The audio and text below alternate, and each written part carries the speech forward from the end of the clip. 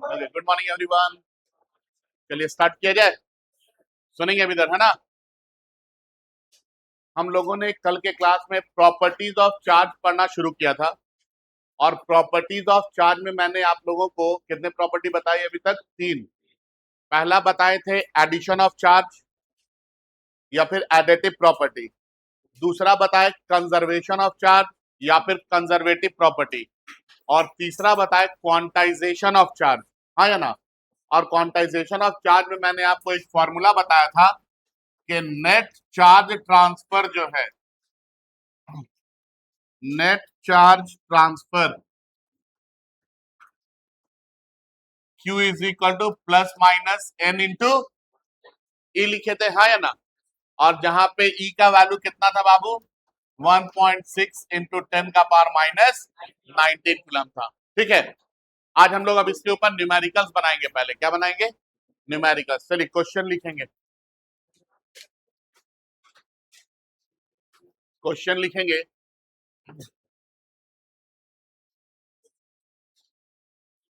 लिखिए, which of the following, which of the following, which of the following is not the possible value, which of the following is not the possible value of charge, which of the following is not the possible value of charge, which of the following is not the possible value of charge.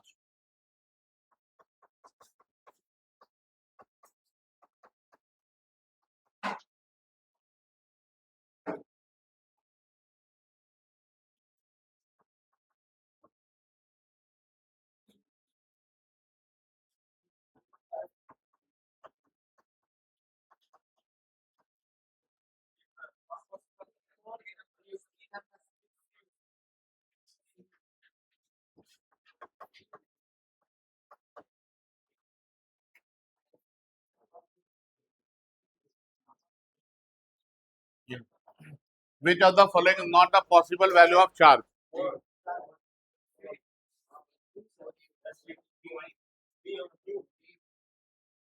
D होगा,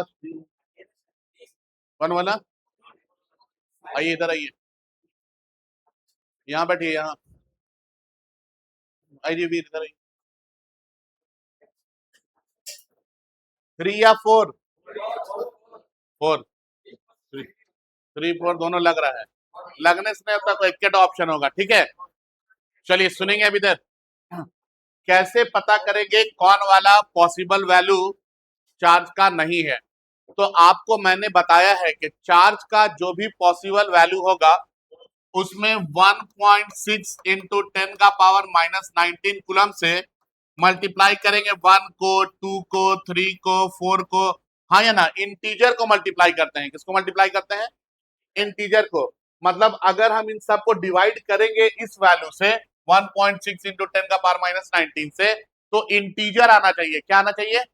तो अब देखिए जरा, पहले वाले को divide करके 3.2 into 10 का power minus 19 divided by 1.6 into 10 का पावर माइनस 19। 10 का पावर माइनस 19, 10 का पावर माइनस 19 कैंसिल हो जाएगा। 1.6 और ये कितना आ गया? ये 1 था, ये 2 था, तो इसका वैल्यू कितना आया? 2। 2 क्या है? इंटीजर है ना। ठीक है, इसी तरह से दूसरे वाले पे आइए।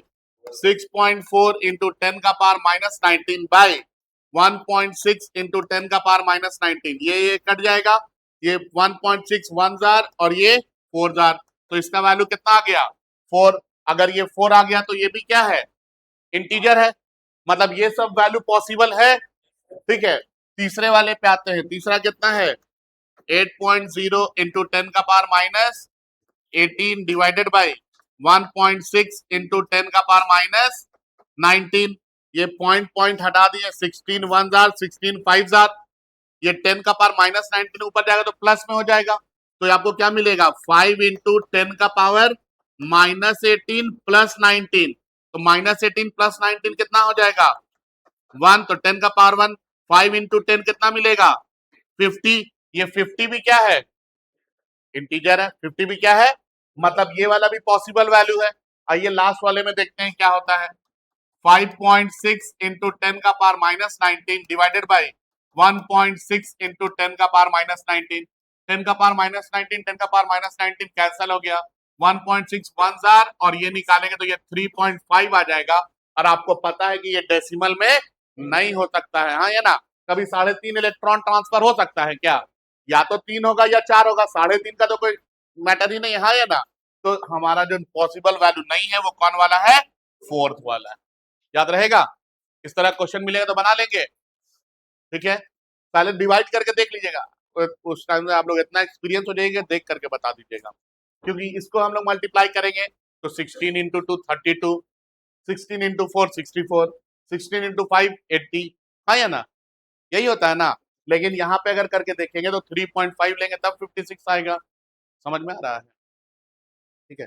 कॉपी कीजिए, ऑप्शन लिखिए और इसको टिक कीजिए, और कैसे हुआ है उसको बगल में इसको लिख लीजिए। सबको हम लोग डिवाइड करके देखें किससे, 1.6 इंटू 10 का पावर माइनस 19 से।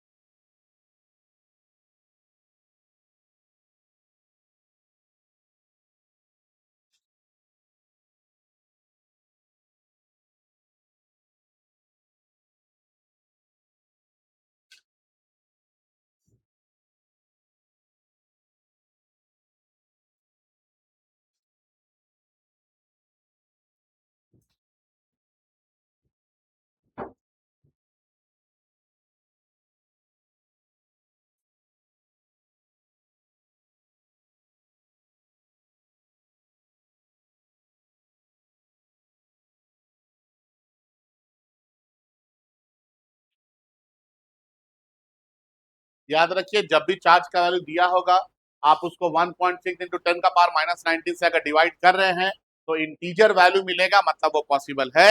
और अगर इंटीजर वैल्यू नहीं मिलेगा मतलब वो चार्ज का वैल्यू पॉसिबल नहीं, ठीक है।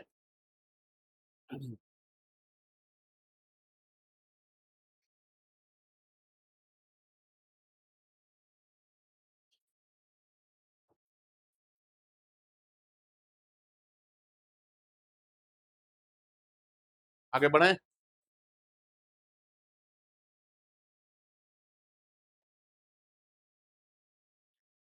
हो गया। अगला सवाल लिखेंगे, नेक्स्ट क्वेश्चन, बोले ना, लिखिए नेक्स्ट क्वेश्चन लिखेंगे, बोले, देखिए, a body, a body has 3 into 10 का power 17 excess electron. A body has 3 into 10 का power 17 excess electrons. A body has 3 into 10 का power 17 excess electrons. Full stop. Find find find net charge on the body. Find net charge on the body. Find net charge on the body. बताइए।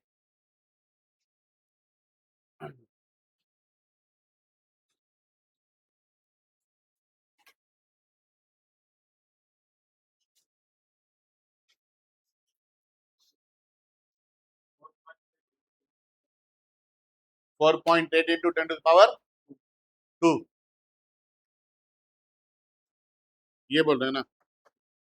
4.8 into 10 का power 2 कितना coulomb,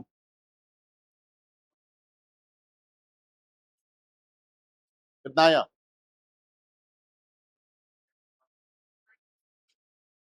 कितना आया 4.8 into 10 का power minus 2। और भी कुछ आया? हाँ, अच्छा, मतलब ये वाला रॉन्ग है। ओके, ठीक है, और किसी का?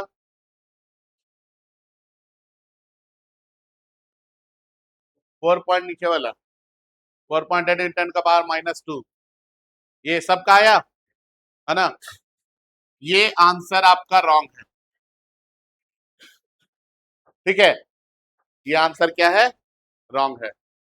बनाए हैं तो काट नहीं दीजिएगा, समझिएगा गलती कहां पे है और आप लोग कहां पे गलत करके आते हैं, ठीक है? सुनेंगे, क्वेश्चन में बोला गया कि एक बॉडी है जिसके पास कितना नंबर ऑफ इलेक्ट्रॉन है? नंबर ऑफ इलेक्ट्रॉन दे दिया 3 × 10⁻17।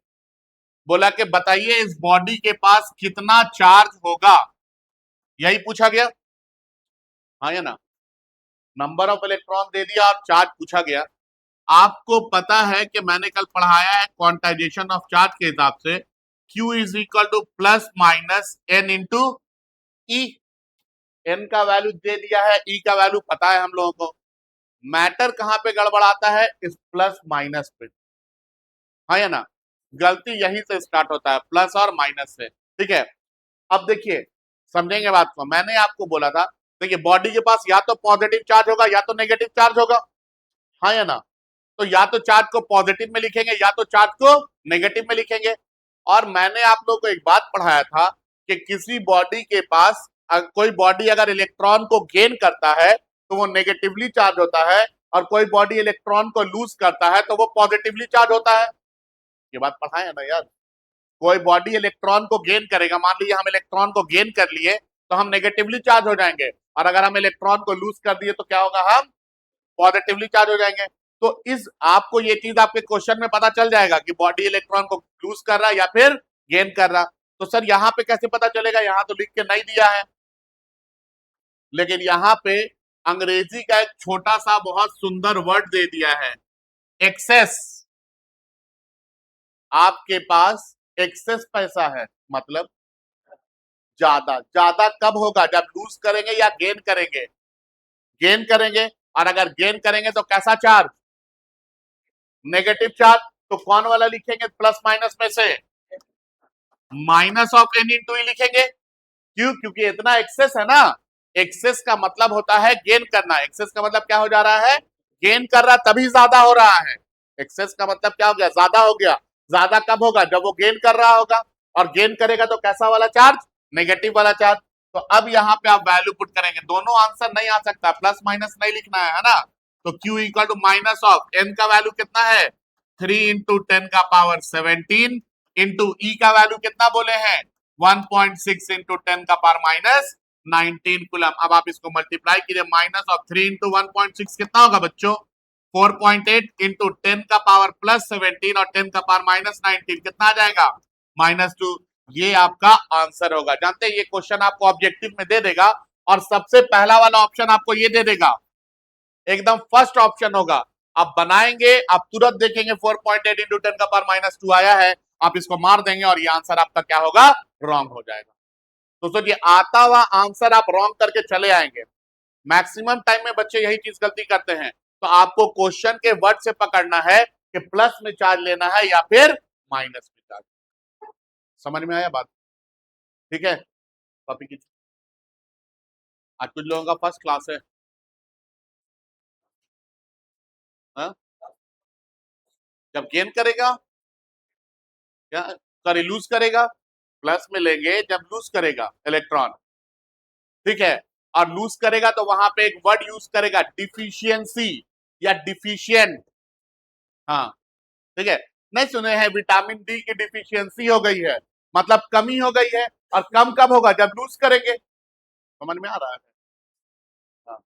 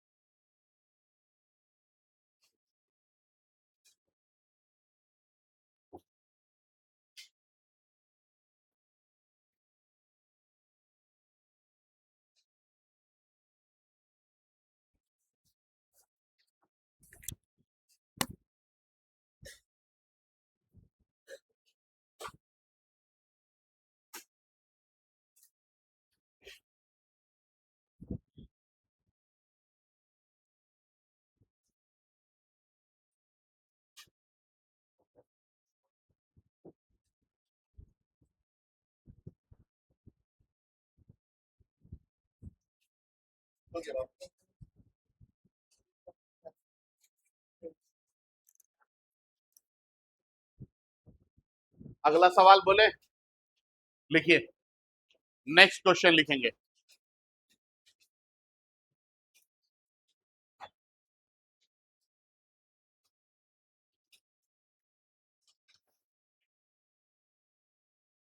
ये कॉपी हो गया सबका।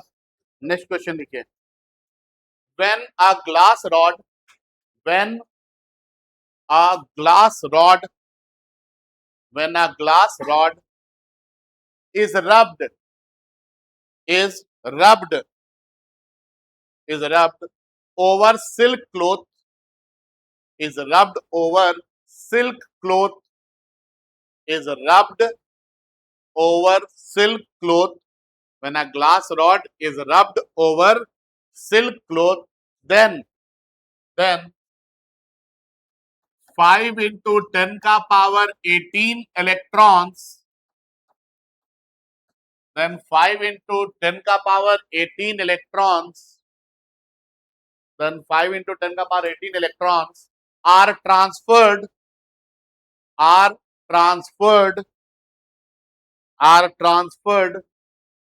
from glass rod are transferred from glass rod are transferred from glass rod to silk cloth are transferred from glass rod to silk cloth are transferred from glass rod to silk cloth. Full stop. Find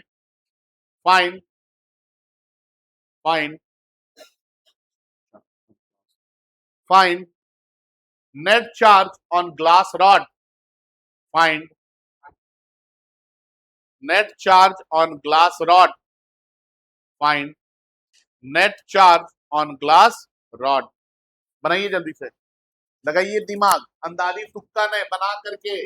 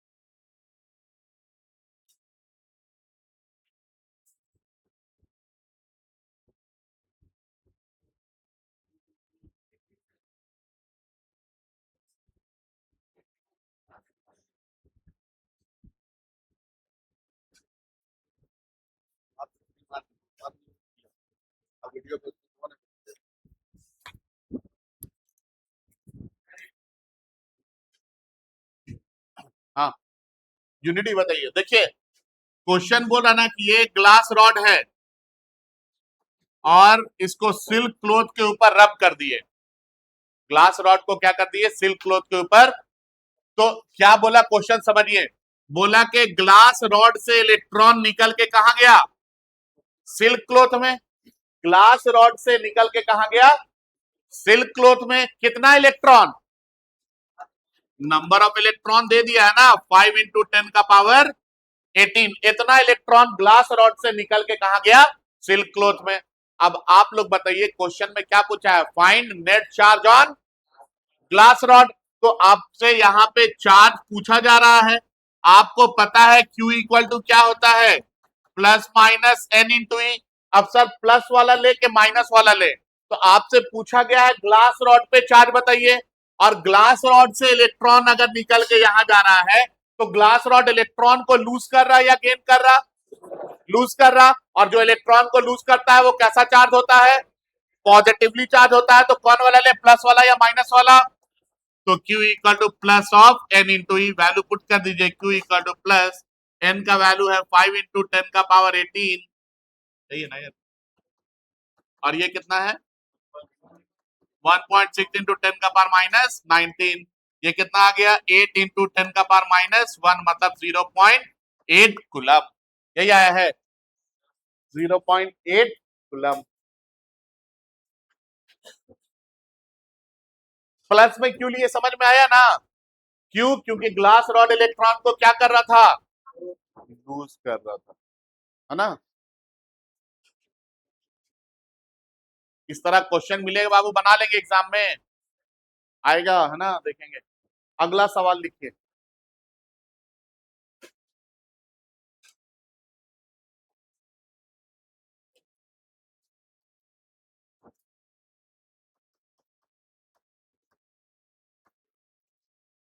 लिखिए how many electron will make 1 coulomb charge. How many electron will make 1 coulomb charge.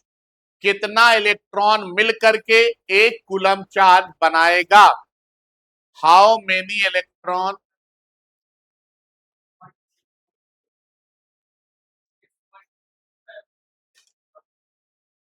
Newton का पर कुछ है। How many electron will make 1 coulomb charge. कितने electrons मिल करके 1 coulomb charge बनाएंगे? बनाइए, number of electron पूछ रहा है, टोटल चार्ज दे दिया है, नंबर ऑफ इलेक्ट्रॉन पूछ रहा है, बनाइए, यही फॉर्मूला में लगेगा। 1.6.2 5 होगा, आगे भी होगा 6.25। क्वेश्चन लिखिए how many electron will make 1 coulomb charge. बनाइए, क्वेश्चन आसान है, बनेगा। हर वजह नहीं पढ़ते ना, आप पढ़ते हैं इंस्टाग्राम में मैसेज पढ़ते नहीं, पढ़िए यार, बनाइए।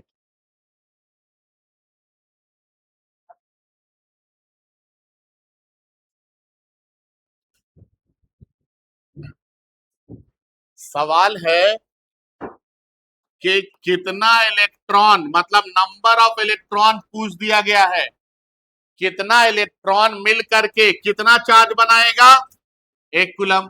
आपको पता है Q equal to N into E होता है।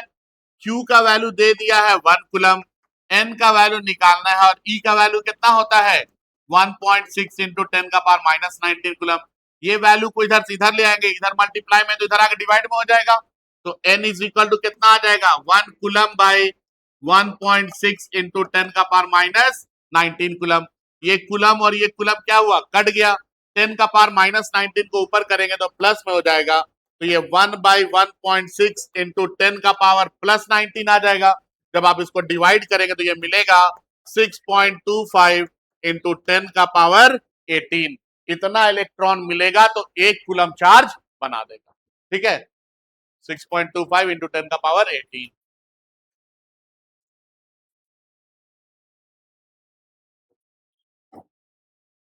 ये सब वैल्यू डायरेक्ट याद रखना है यार, 9 10 नहीं पढ़े होंगे आप लोग।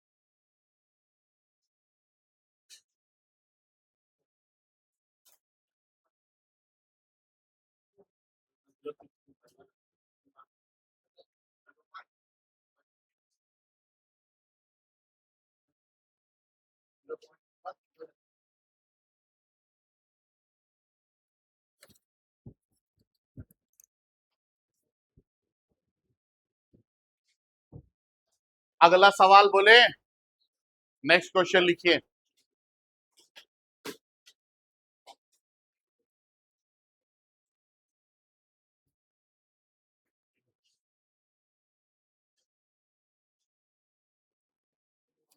बोले, लिखेंगे।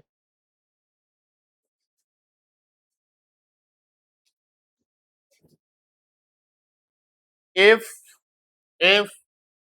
1 into 10 का पावर 9 electrons, if 1 into 10 का power 9 electrons are transferred per second, are transferred per second, are transferred per second, then find, then find, then find how much time, then find how much time it will take, then find how much time it will take, how much time it will take, how much time it will take to to make the charge 1 coulomb, to make the charge 1 coulomb, to make the charge 1 coulomb.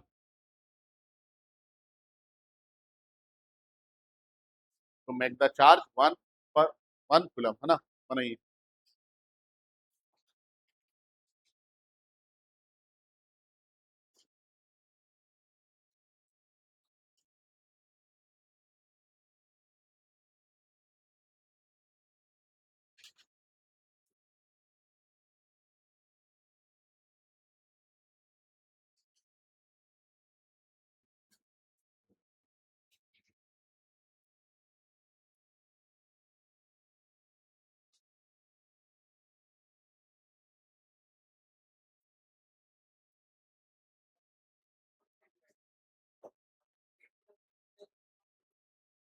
कितना time लगेगा उस body को 1 coulomb charge करने में? अगर हर second इतना electron लग जा रहा है बॉडी के पास, ठीक है, या निकल रहा है बॉडी के पास, तो 1 कूलम चार्ज होने में कितना टाइम लगेगा? टाइम बताना है।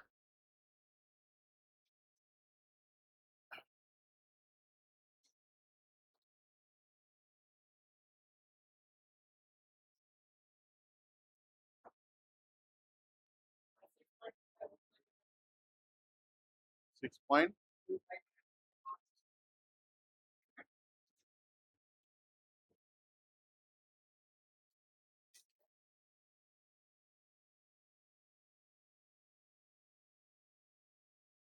हाँ मेरे ख्याल से आना चाहिए।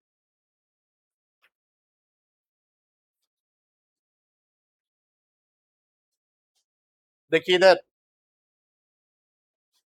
बोले आपको ये दिया है कि 1 इंटू 10 का पावर 9 इलेक्ट्रॉन्स आर ट्रांसफर्ड पर सेकेंड। क्वेश्चन का पहला लाइन यही है ना, 1 इंटू 10 का पावर 9 इलेक्ट्रॉन आर ट्रांसफर्ड पर सेकेंड, मतलब आपको number of electron per unit time दिया है। अरे पर सेकेंड है मतलब क्या है? पर यूनिट टाइम ना है बाबू। तो आपको क्वेश्चन में क्या दिया है? Number of electron per unit time. कितना दिया है? 1 इंटू 10 का पावर 9। अगर हम बोले n का वैल्यू बताइए तो क्या बोलेंगे? 1 इंटू 10 का पावर 9, और t को भी इधर भेज देंगे तो इंटू क्या हो जाएगा? t। ठीक है, बोलता है कि अगर हर सेकेंड इतना इलेक्ट्रॉन जाएगा तो बताइए टोटल चार्ज कितने होने में, 1 कूलम होने में कितना वक्त लगेगा, कितना टाइम लगेगा। तो आपको t का वैल्यू निकालना है। आप लोगों ने पढ़ा है q इज इक्वल टू क्या होता है? n इंटू ई। q का वैल्यू कितना दिया? 1। n का वैल्यू कितना निकाल लिए आप लोग? 1 इंटू 10 का पावर 9 इंटू t, कहीं ना है यार, इंटू ई का वैल्यू कितना है? 1.6 इंटू 10 का पावर माइनस 19। इसको हम और लिख सकते हैं, 1 इज इक्वल टू 1 इंटू 10 का पावर प्लस 19 और 10 का पावर प्लस 9 और माइनस 19, क्या आ जाएगा? -10। तो इसको हम लिख सकते हैं क्या? 1.6 इंटू 1, बोले तो 1.6 इंटू 10 का पावर -10 इंटू टी का वैल्यू निकालना है। तो ये जो टर्म है इसको इधर से इधर ले आएंगे, इधर ये मल्टीप्लाई में है, इधर आने के बाद क्या होगा? डिवाइड में। तो टी इक्वल टू कितना आ जाएगा? 1/1.6 इंटू 10 का पावर -10, यही है ना?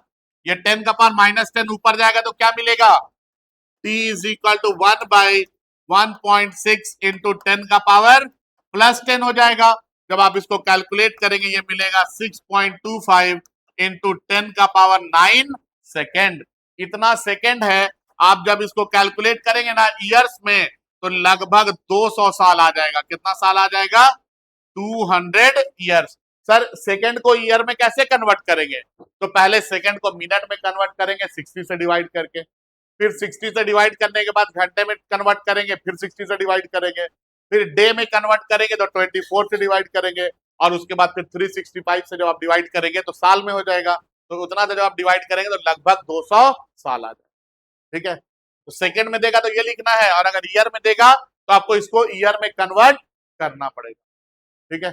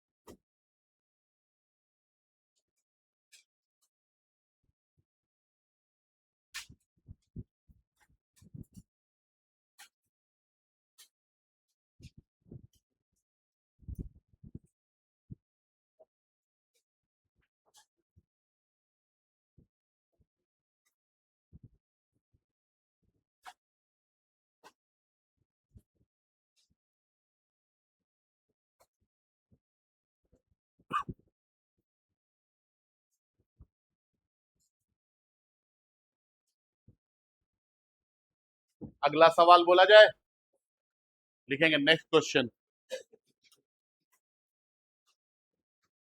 ये कॉपी कर लिए सब लोग? नहीं किए हैं, कीजिए जल्दी कॉपी कीजिए।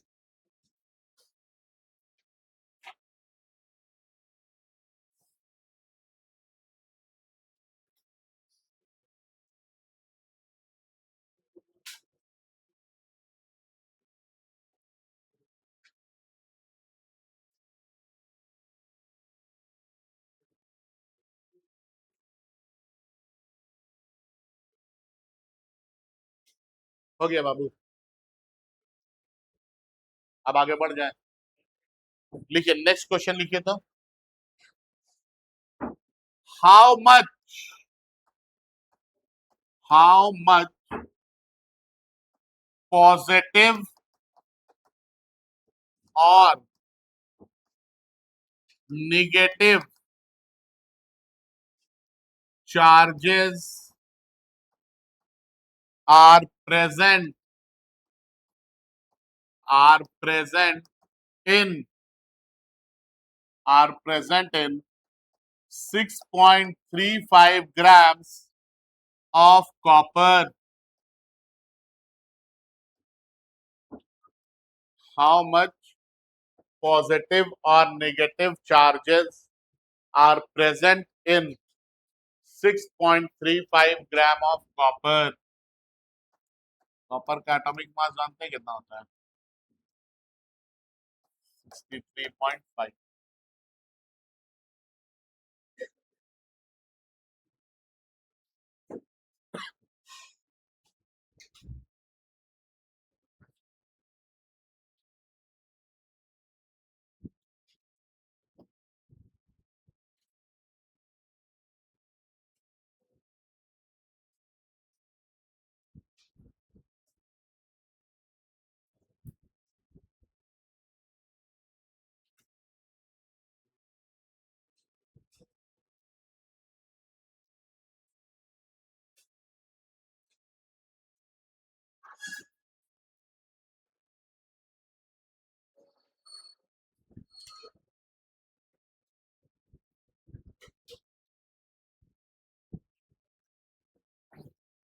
चलिए इधर सुनिए, नहीं बनेगा इतना आसानी से क्वेश्चन, सुनेंगे है ना।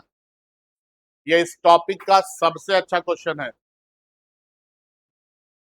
अब सुनिए क्या है। ए बाबू इधर देखिए, इधर है ना। क्वेश्चन बोल रहा है हाउ मच पॉजिटिव और negative charges are present in 6.35 gram of copper. कितना पॉजिटिव या कितना नेगेटिव चार्ज हो सकता है। तो दोनों में से कोई भी एक निकाल दीजिएगा तो आपका आंसर आ जाएगा। किसमें? 6.35 ग्राम कॉपर में। अभी तो 6.35 ग्राम का भी आप लोग भूल जाइए, पहले ये बताइए, अगर मेरे पास कॉपर का एक एटम है, ठीक है, कॉपर का एटॉमिक नंबर बाबू 29, कॉपर का एक एटम है तो इसके पास कितना नंबर ऑफ प्रोटॉन? 29। और कितना नंबर ऑफ इलेक्ट्रॉन? ये भी 29। समझ में आ रहा क्या बोल रहे हैं? अब देखिए, कॉपर के एक एटम के पास, अभी हम सिर्फ एक एटम का बात कर रहे हैं, ये ग्राम ग्राम का भी बात नहीं कर रहे हैं, है ना।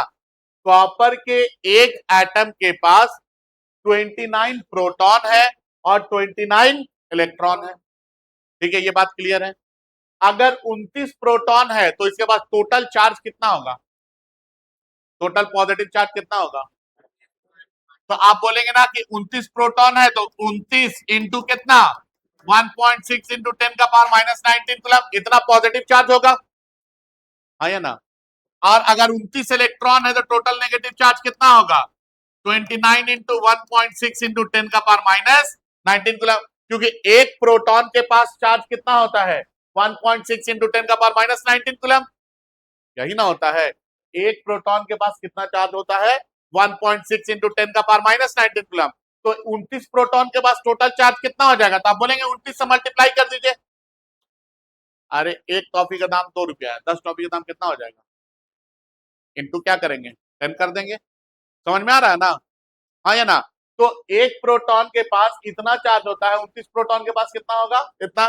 तो अब ये देखिए, कॉपर के एक एटम के पास, एक एटम के पास इतना पॉजिटिव चार्ज है और इसी कॉपर के एक एटम के पास इतना नेगेटिव चार्ज है। तो हम तो दोनों में से कोई एक वैल्यू बता सकते हैं अगर एक एटम का पूछता तो, लेकिन यहाँ पे एक एटम के लिए नहीं पूछा गया, यहाँ पे 6.35 ग्राम कॉपर के लिए पूछा गया।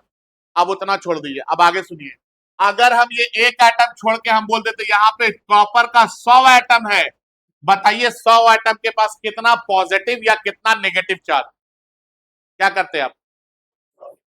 इंटू कर देते 100 से, हाँ या ना। इंटू क्या करते हैं? 100, इतना पॉजिटिव, यहाँ पे भी इंटू 100 करते तो इतना नेगेटिव आ जाता। अगर हम बोल देते कि यहाँ पे कॉपर का 10 का पावर 10 पॉजिटिव या 10 का इतना एटम है, 10 का पावर 10 एटम है, तो कितना लिखते चार्ज? तो इंटू करते 10 का पावर 10 से इस बार, हाँ या ना। तो अगर हम लोग बच्चों नंबर ऑफ एटम जानते हैं तो हम उसके पास से पॉजिटिव चार्ज और नेगेटिव चार्ज निकाल सकते हैं ना। आपने केमिस्ट्री में पढ़ा होगा कि हम लोग इतने ग्राम कॉपर में कितना नंबर ऑफ एटम्स होगा कि हम लोग कैलकुलेट कर सकते हैं। कर सकते हैं ना यार, जानते कि नहीं जानते हैं? ठीक है, सिंपल एक फॉर्मूला याद रखिएगा आप लोग, ज्यादा लंबा चौड़ा करके नहीं बता रहे। अगर आपसे पूछा जाए कि नंबर ऑफ एटम्स बताइए तो आप बोलेंगे given mass, given mass by molecular mass into Avogadro's number 6.023 into 10 का पावर 23।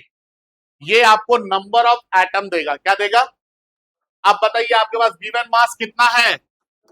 6.35। मॉलिक्यूलर मास कॉपर का कितना है? 63.5 इंटू कितना आ गया? 6.023 इंटू 10 का पावर 23।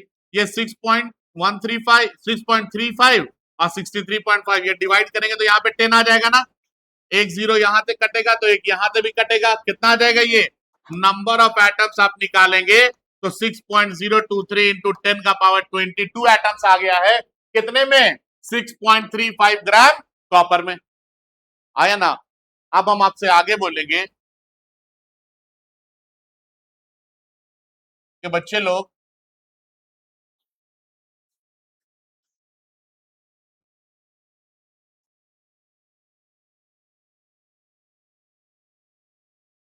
ये इतना एटम निकाल लिए, हम बोलेंगे कि total positive charge in one atom of copper, total positive charge in one atom of copper. Copper के एक एटम में टोटल कितना पॉजिटिव चार्ज निकाले थे अभी आप लोग? 29 इंटू 1.6 इंटू 10⁻⁻19 कूलम, यही निकाले थे ना। तो अगर एक एटम में इतना पॉजिटिव चार्ज है तो इतने एटम में कितना पॉजिटिव चार्ज होगा? तो हम लोग लिखेंगे total positive charge, total positive charge in 6.35 gram of copper. ये हम लोग लिखेंगे Q इज इक्वल टू कितना? 6.023 इंटू 10⁻22 इंटू कितना? 29 इंटू 1.6 इंटू 10⁻⁻19। आप इसको कैलकुलेट कीजिए, ये वैल्यू लगभग 2.79 इंटू 10⁵ कूलम आ जाएगा। समझ में आया कैसे बनाएं? क्या करेंगे, सबसे पहले जितना ग्राम दे देगा उस ग्राम में आपको नंबर ऑफ एटम निकालना है, ठीक है? समझ में आ रहा है क्या बोल रहे हैं? और आपको पता है कि एक एटम, अगर हम आपको बोल देते बच्चों, अगर हम आपको बोल देते कि सोडियम है, सोडियम, सोडियम के एक एटम में कितना पॉजिटिव या कितना नेगेटिव चार्ज, तो आप क्या बोलते? सर सबसे पहले इसके पास 11 प्रोटॉन, और अगर 11 प्रोटॉन है तो इसके पास टोटल पॉजिटिव चार्ज कितना होगा? तो 11 इंटू 1.6 इंटू 10⁻⁻19 कूलम, इतना ही पॉजिटिव चार्ज होगा। तो पॉजिटिव चार्ज निकालने के लिए क्या करें, नंबर ऑफ प्रोटॉन को इसके चार्ज से मल्टीप्लाई कर दे रहे, यही ना कर रहे हैं। ये एक एटम के लिए है। अगर हम बोल देते नहीं, एक नहीं, यहाँ पे 1000 एटम है, तो आप क्या बोलते हैं? सर आप इसको 1000 से मल्टीप्लाई कर दीजिए। हम बोलते नहीं, यहाँ 10,000 है, तो आप बोलते ना इसको 10,000 से मल्टीप्लाई कर दीजिए। हम बोलते 1 लाख है, तो आप बोलते ना इसको 1 लाख से मल्टीप्लाई कर दीजिए। हाँ या ना? अगर एक एटम का पॉजिटिव चार्ज पता है तो हम तो कितनों नंबर ऑफ एटम का पॉजिटिव चार्ज पता कर सकते हैं ना। समझ में आया बात? तो इसीलिए इस क्वेश्चन में मैंने सबसे पहले क्या किया कि ये जो 6.35 ग्राम कॉपर है उसमें सबसे पहले नंबर ऑफ एटम निकाले, क्योंकि नंबर ऑफ एटम पता रहेगा तो मेरे लिए चार्ज निकालना काफी आसान होगा। नंबर ऑफ एटम निकाले, उसके बाद हम ये पता किए कि एक एटम के पास कितना पॉजिटिव चार्ज, और हम क्या किए, टोटल पॉजिटिव चार्ज को नंबर ऑफ एटम से मल्टीप्लाई कर दिए और हमारा आंसर क्लियर है। समझ में आया कुछ बात? आया? कॉपी कीजिए।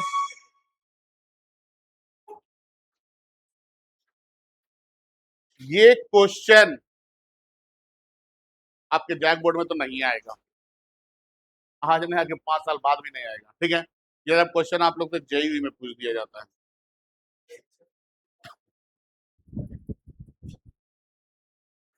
इस टॉपिक का सबसे अच्छा सवाल यही है। क्या? हम लोग के लिए यदि पढ़िए, जानना, नॉलेज होना चाहिए यार। हाँ, आया समझ में क्या हुआ है? थोड़ा थोड़ा आया, स्टार्टिंग से पढ़ेंगे ना पूरा क्लियर।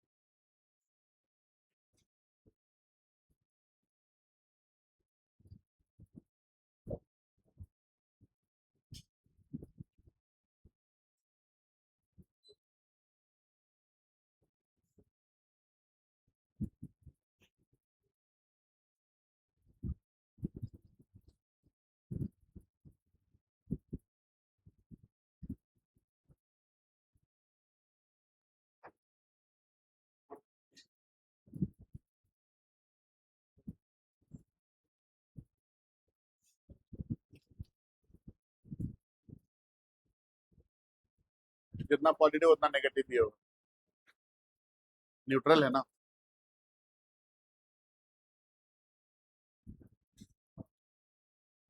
ठीक है, फिर से एक बार हम लोग को बोला गया कि बताइए 6.35 ग्राम कॉपर में कितना पॉजिटिव चार्ज या कितना नेगेटिव चार्ज होगा।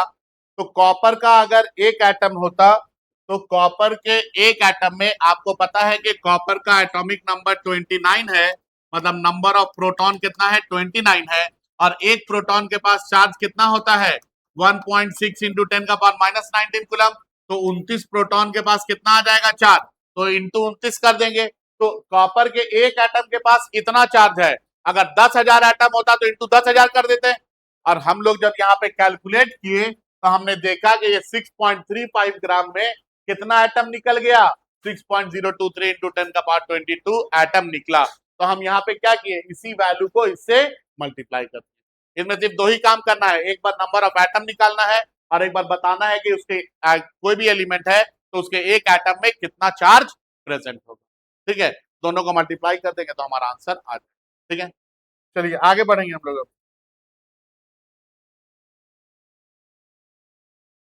सुनेंगे है ना। आप लोगों को मैंने प्रॉपर्टीज ऑफ चार्ज पढ़ाया है, और प्रॉपर्टीज ऑफ चार्ज में मैंने 3 प्रॉपर्टी पढ़ाई है, एडिटिव प्रॉपर्टी, कंजर्वेटिव प्रॉपर्टी और क्वांटाइजेशन ऑफ चार्ज। इसके कुछ और भी प्रॉपर्टीज हैं फोर्थ में, जिसको हम बोलते हैं स्किन इफेक्ट। क्या बोलते हैं, स्किन इफेक्ट। स्किन क्या है, हमारे बॉडी का सबसे टॉप सरफेस है, जितना धूल गर्दा कचड़ा जमना होता है सब यहीं पे होता है, पता ना यार, जितना पाउडर क्रीम लगाते हैं आप लोग यहीं पे लगाते हैं। ठीक है, तो अब सुनेंगे क्या बोलता है स्किन इफेक्ट। ये बोलता है कि चार्ज हमेशा, सुनिए इधर, ये बोलता है कि चार्ज हमेशा किसी भी बॉडी के आउटर सरफेस पे रहेगा। कहां रहेगा चार्ज, और आउटर सरफेस को क्या बोलते हैं, स्किन बोलते हैं। मतलब चार्ज हमेशा इधर ही रहेगा, मतलब ये हो गया चार्ज अंदर में नहीं मिलेगा। तो याद रखना है, कभी भी बॉडी के अंदर में आपको चार्ज नहीं मिलेगा। ठीक है, चार्ज हमेशा किसी भी बॉडी के आउटर सरफेस पे रहता है, और आउटर सरफेस को क्या बोलते हैं हम लोग, स्किन बोल। याद रहेगा, लिखेंगे स्किन इफेक्ट। समझ में आया क्या बोले, आप कभी भी चार्ज ढूंढेंगे तो कहां ढूंढेंगे, बॉडी के आउटर सरफेस पे, अंदर जाकर के नहीं ढूंढना है। ठीक है, लिखेंगे स्किन इफेक्ट। चौथी प्रॉपर्टी है स्किन इफेक्ट, लिखेंगे इसमें, it states that, it states that it states that charge always resides, charge always resides, charge always resides at the outer surface, at the outer surface, charge always resides at the outer surface of the body, charge always resides at the outer surface of the body। इसके बाद 5वें number पे आता है charge is invariance, charge is invariance, charge is invariance. अब इसका मतलब समझिए है ना। सबसे पहले बताइए वैरी का मतलब क्या होता है, वैरी का मतलब चेंज होने वाला, हाँ या ना। यहीं से वर्ड आया है वेरिएंस, मतलब जिसका वैल्यू बदल जाए, और यहीं से आया है इनवेरियंस, मतलब जिसका वैल्यू ना बदले, हाँ या ना। वैरी का मतलब चेंज होने वाला, वैरी से हमने क्या किया वेरिएंस, मतलब जिसका वैल्यू बदल जाए, और यहीं से क्या लाए फिर इसका इनवेरियंस, मतलब जिसका वैल्यू चेंज ना हो। यहां पे क्या लिखे हैं हम, चार्ज इज इनवेरियंस, मतलब चार्ज का वैल्यू नहीं बदलेगा। कब नहीं बदलेगा, जब चार्ज मोशन में होगा तब, जब चार्ज मोशन में होगा तब। समझेंगे अब बात है ना।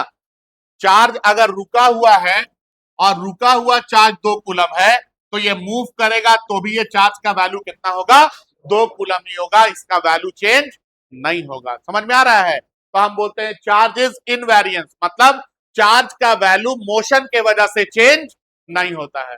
अच्छा, एक सवाल है, क्या मास का वैल्यू मोशन की वजह से चेंज होता है? क्या मास का वैल्यू मोशन की वजह से चेंज होता है? मतलब आप मूव करना स्टार्ट करेंगे तो क्या आपका मास चेंज होगा? आप रुके हुए हैं, 70 kg हैं, आपको हम आपकी वेलोसिटी बढ़ा दें तो क्या आपका मास चेंज होगा? हाँ, नहीं होगा। चलिए सुनेंगे अब इधर।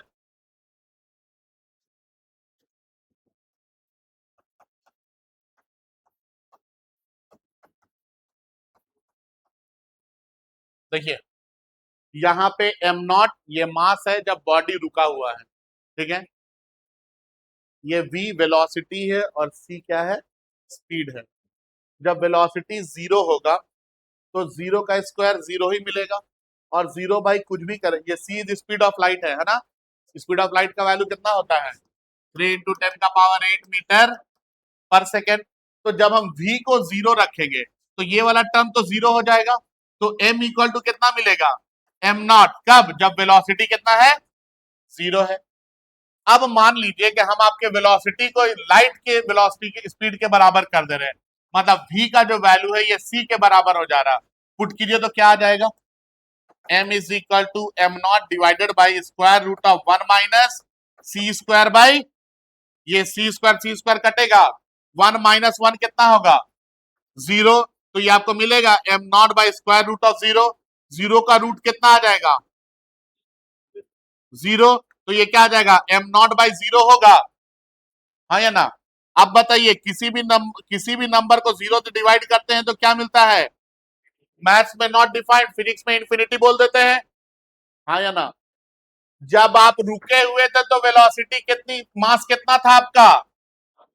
जब आपकी वेलोसिटी c कर दिए तो मास कितना हो गया आपका? क्या ये वेलोसिटी को बढ़ाए हैं? ये मास के लिए ये फॉर्मूला दिया गया है, ठीक है। मास का वैल्यू वेलोसिटी के चेंज होने से क्या होता है? चेंज होता है। हाँ, ऐसा भी नहीं है कि आप बाइक से चला दिए तो बाइक में चेंज हो गया, ठीक है। आपकी स्पीड को क्या करना होगा? ज्यादा अमाउंट में चेंज करना होगा, ठीक है ना। तो अब देखिए, अगर हम आपको लाइट की स्पीड से फेंक देंगे तो आपका मास कितना हो जाएगा? इंफिनिटी। अगर आपका मास इंफिनिटी हो गया तो आइंस्टीन ने बोला E equal to mc square. Mass infinity मतलब एनर्जी कितना हो जाएगा? आपके पास इनफाइनाइट एनर्जी आ जाएगा। मतलब आप क्या कर सकते हैं? अब कुछ भी कर सकते हैं। गए जाकर के मन किया सूरज को धक्का मार दिए, गए जाकर के मन किया तो चांद को भी धक्का मार दिए। कर सकते हैं ना यार। जब इनफाइनाइट एनर्जी है तो टेंशन क्या, खत्म ही नहीं होगा। लेकिन आपको लाइट की स्पीड से हम फेंक नहीं सकते हैं, मैटर यही है। नहीं तो आप लोग तो यहां तक बचा के रख देते हैं, समझिए पूरे यूनिवर्स में क्या हो जाएगा अगर इनफाइनाइट एनर्जी हो जाए तो। समझ में आ रहा है? तो याद रखेंगे, इधर इधर मास का वैल्यू वेलोसिटी के चेंज होने से चेंज होगा, तो इसीलिए मास को वेरिएंस बोलते हैं। क्या बोलते हैं? वेरिएंस। लेकिन चार्ज को हम लोग इनवेरिएंस बोलते हैं, मतलब चार्ज का वैल्यू वेलोसिटी के चेंज होने से चेंज नहीं, ठीक है। लिखेंगे charge is invariance, charge is invariance, charge is invariance. लिखेंगे it states that it states that it states that the value of charge, the value of charge does not changes, does not changes, does not changes with velocity, does not changes with velocity, does not changes with velocity, ठीक है। तो आज हम लोग यहाँ तक रखते हैं, थोड़ा सा 10 मिनट का टॉपिक है। कल से नया टॉपिक भी स्टार्ट करेंगे, कूलम्स लॉ पढ़ाएंगे, है ना। 10 मिनट में इसको खत्म करेंगे जो बचा है, और उसके बाद कूलम्स लॉ स्टार्ट करेंगे। जिन लोग का आज पहला क्लास है, आज आप लोग को बिल्कुल क्लास समझ में नहीं आया होगा क्योंकि आज न्यूमेरिकल का क्लास था। कल से जो भी चीज पढ़ाएंगे वो चीज आप लोग को समझ में आएगा, ठीक है। समझ गए बात? चलिए आज का क्लास करते हैं समाप्त। Thank you, that's all for today.